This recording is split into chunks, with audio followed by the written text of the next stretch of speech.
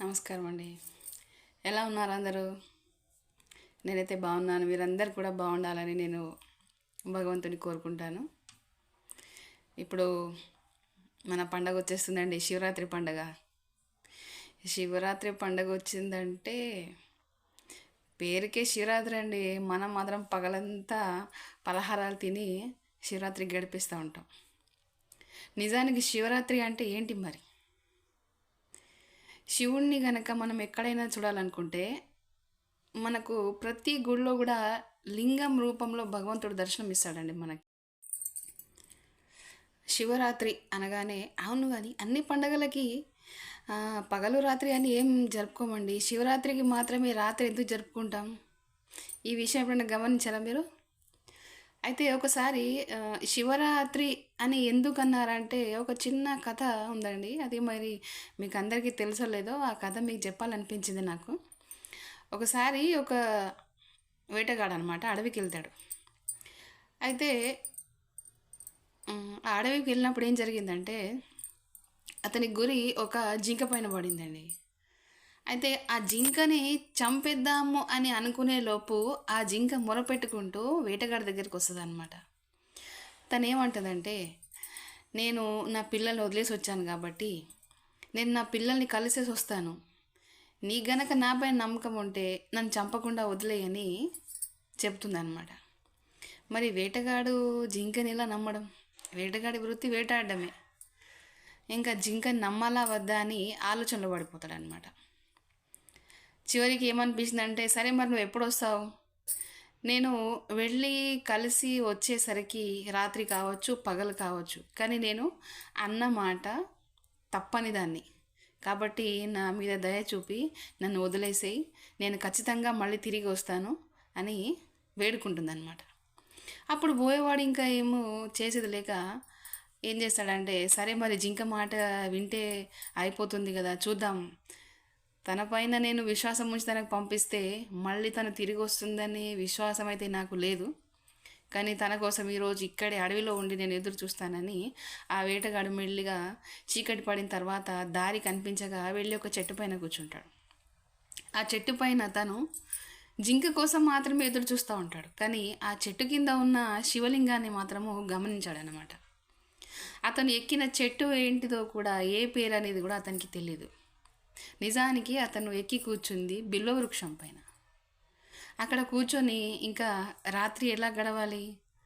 టైంకి భోజనం లేదు, ఏం లేదు. జింక రాక కోసం ఎదురు చూస్తున్న వేటగాడు ఆ చెట్టు పైన కూర్చొని ఒక్కొక్క ఆకుని తెంపుకుంటూ కింద పడవేస్తాడనమాట. ఆ ఆకు ఎక్కడికి వెళుతుందో వేటగాడు గమనించాడు. తెల్లారేసరికి రాత్రంతా ఆ ఆకులతోని, ఆ పత్రాలతోని శివలింగానికి అర్చన అయిపోయింది తనకు తెలియకుండానే. తెల్లారేసరికి మళ్ళీ ఆ జింక తిరిగి వచ్చేసిందండి.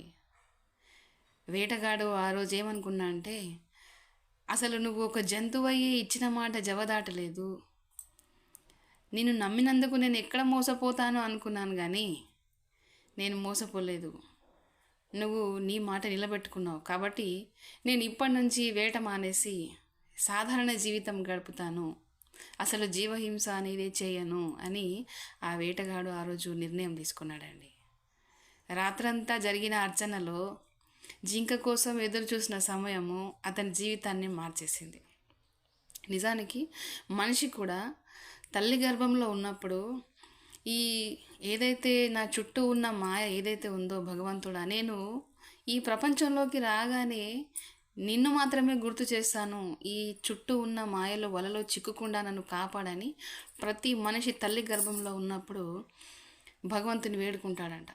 కానీ ఎప్పుడైతే ఆ యొక్క జీవి బయటి ప్రపంచంలో అడుగు పెడుతుందో అన్నీ వదిలేసి మనిషి యొక్క ప్రేమ అనే వలలో చిక్కుకుపోతుంది. ఇంకా భగవంతుని గుర్తించడం అనేది జరగదు, గుర్తు చేయడం కూడా అసలు జరగని పని.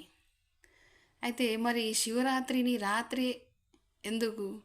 శివజాగరణ చేయడం వల్ల శివుని యొక్క ఆశీర్వాదం మనపైన ఉంటుందని మన పురాణాలు చెప్తున్నాయి. దీనికి నిదర్శనమే ఆ వేటగాడి యొక్క కథ అన్నమాట. అయితే మరి ఉపవాసం ఉంటాం మనం శివరాత్రికి. ఉపవాసం అంటే ఏంటండి? పళ్ళు పలహారాలు తినడమా? సాబుదానా కిచిడి, పల్లీలు, ఇవన్నీ రకరకాలుగా టిఫిన్లు చేసేస్తూ ఉంటాం మనం. ఇంకా అప్పుడు పళ్ళ రేట్లు కూడా ఆకాశానికి అందుతాయన్నమాట. అయితే నిజానికి ఉపవాసం ఏంటంటే ఉపవాసం. అంటే మనము నిష్టతోని భగవంతుని దగ్గర, వాసము అంటే ఉండడం. మన రోజు దినచర్యలో మనం ప్రత్యేకంగా భగవంతునికి సమయం ఇవ్వడం అనేది చాలా కష్టం. అందుకనే శివరాత్రి రోజు ఖచ్చితంగా మన యొక్క సమయం ఏదైతే ఉందో భగవంతుని యొక్క కీర్తనలో కానీ, భజనలో కానీ, విచారణలో కానీ జరపాలని, ఆ యొక్క సమయం మనం భగవంతుని దగ్గర ప్రసాదంగా ఉంచాలని మన పూర్వీకులు ఉపవాసం అని చెప్పారండి.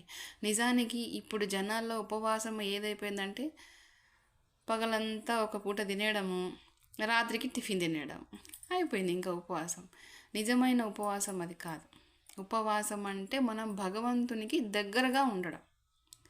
అలా దగ్గరగా ఏ విధంగా ఉంటామో ఆ పద్ధతిని మనం నేర్చుకోవాలి. కానీ ఉపవాసం ఉండి మన కడుపుని మార్చుకోవడము అది భగవంతునికి ఇష్టం ఉండదండి.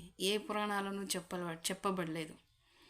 ఎందుకంటే మన యొక్క భారతదేశంలోని వాతావరణ పరిస్థితులను బట్టి మన పూర్వీకులు మనం తీసుకునే భోజనాన్ని కానీ, మనం తీసుకునే పదార్థాలు కానీ మనకు ఎలాంటి ఆరోగ్యాన్ని ఇస్తాయి అని ఉద్దేశించే కొంత సమయాల్లో ప్రత్యేకంగా ఎండాకాలం వచ్చేసి ఇలా పానీయాలు తాగడము, చలికాలంలో ఒక రకమైన భోజనము, వర్షాకాలంలో ఒక రకమైన భోజనము, ఎండాకాలంలో ఒక రకమైన భోజనము, ఇవన్నీ కూడా పూర్వీకులు ముందే నిర్ధారించారనమాట.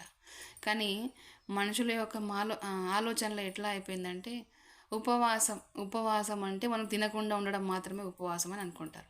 నిజానికి ఉపవాసం అది కాదు. మనము భగవంతుని దగ్గర ఎప్పుడైతే మన సమయం గడుపుతామో అది నిజమైన ఉపవాసం. మనము సంవత్సరం అంతా చేయలేమని ఆ ఒక్కరోజన్నా కనీసం భగవంతుని యొక్క నీడలో కూర్చొని మనకున్న సమయము ఆ రోజు భగవంతుని కీర్తనలో గడిపేస్తే కనీసం పండగకి అర్థమైనా ఉంటుందండి. లేకపోతే ఈరోజు శివరాత్రి కదా, ఈరోజు తినకుండా ఉన్నాం కాబట్టి ఈరోజు సాబుదానా కిచిడి చేసుకొని తినేస్తే అయిపోతుంది. చాలామంది ప్రొద్దున తెల్లారగానే 6 గంటలకే వంట చేసేస్తారండి, భోజనం చేసేస్తారు. అంటే వెనకటికి మా అమ్మ ఒక సామెత చెప్పేది, చిత్తం శివుని మీద భక్తి చెప్పుల మీద అని. నిజంగా ఉపవాసం ఉన్న వాళ్ళకి అసలు ఆకలి కాదండి. అలా అని ఏం తినకుండా ఉండకూడదు. ఎందుకంటే భగవంతుని కీర్తన చేస్తూ, భగవంతుని యొక్క నామస్మరణ చేస్తూ పండగ జరుపుకోవాలి. రాత్రంతా ఎంచక్కా భజనలు చేసుకోవచ్చు. అప్పుడప్పుడు కొన్ని గుళ్ళలో కార్యక్రమాలు కూడా పెడతారు. అటువంటి కార్యక్రమానికి వెళ్ళి ఆ రోజు జాగరణ పూర్తి చేయవచ్చు. నాకు తెలిసింది మీకు చెప్పాలనిపించింది, అందుకని చెప్తున్నాను. నా కథ ఎలా ఉందో కామెంట్ సెక్షన్లో పెట్టడం మాత్రం మర్చిపోకండి. అందరికీ నమస్కారం. హ్యాపీ శివరాత్రి. నాగేంద్రహారాయ త్రిలోచనాయ భస్మాంగరాగాయ మహేశ్వరాయ నిత్యాయ శుద్ధ్యాయ దిగంబరాయ తస్మై నకారాయ నమః శివాయ. తస్మై నకారాయ నమః శివాయ. నమస్కారం అండి. ఇంకో వీడియోతో మళ్ళీ కలుద్దాం.